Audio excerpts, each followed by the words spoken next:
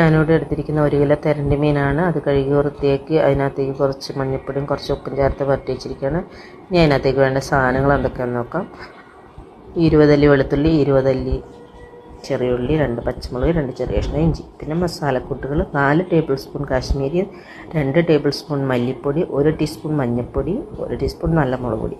ഇതെല്ലാം കൂടി ചേർത്ത് ഇച്ചിരി വെള്ളം ചേർത്ത് മിക്സ് ചെയ്ത് വെച്ചു. എൻ്റെ ഇടയിൽ ഇത് കിച്ചൺ മൺ കുടുങ്ങി വരുന്നുണ്ട്. പിന്നെ 3-4 പുളി വെള്ളത്തിലിട്ടത് അരക്കപ്പ് വെള്ളത്തിനകത്തിട്ടു.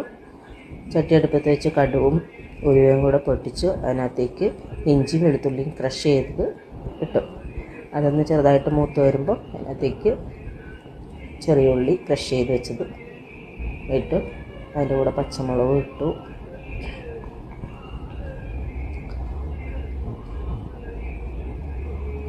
ഒന്ന് ചെറുതായി മൂത്ത് വരുമ്പോൾ മസാലക്കൂട്ടുകൾ മിക്സ് ചെയ്ത് വെച്ചത് അത് ഇട്ടു.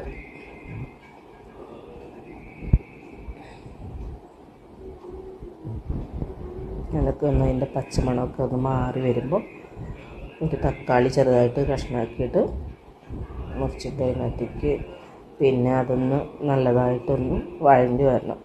നല്ലതായിട്ട് വഴണ്ടി വന്നിട്ടുണ്ട്. അപ്പം ഞാൻ ആ പുളിവെള്ളം ചേർത്തു. പുളിവെള്ളവും കൂടി ചേർത്തു.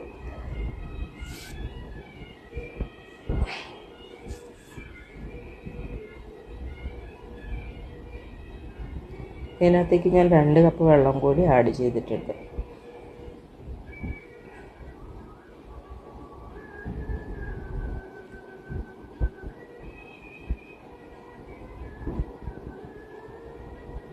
കഴിയുമ്പോൾ നമുക്ക് ആവശ്യത്തിന് വേണ്ട ഉപ്പിടുക.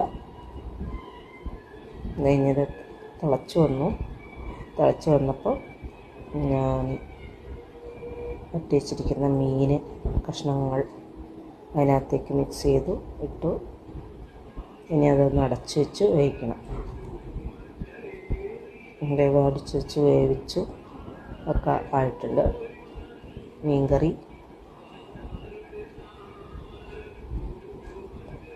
കൊഴുത്ത് വന്നിട്ടുണ്ട്, കൊഴുപ്പായി വരുന്നുണ്ട്, വെന്ത് തുടങ്ങിയിട്ടുണ്ട് മീൻ. കുറച്ചും കൂടെ ഒന്ന് ചെറുതായിട്ട് ഒന്നും കൂടി ഒന്ന് വറ്റിച്ച് ആക്കിയെടുത്തതിൻ്റെ മുകളിൽ കറിവേപ്പിലയും വിതറി. അപ്പോൾ മീൻകറി റെഡി ആയിട്ടുണ്ട്.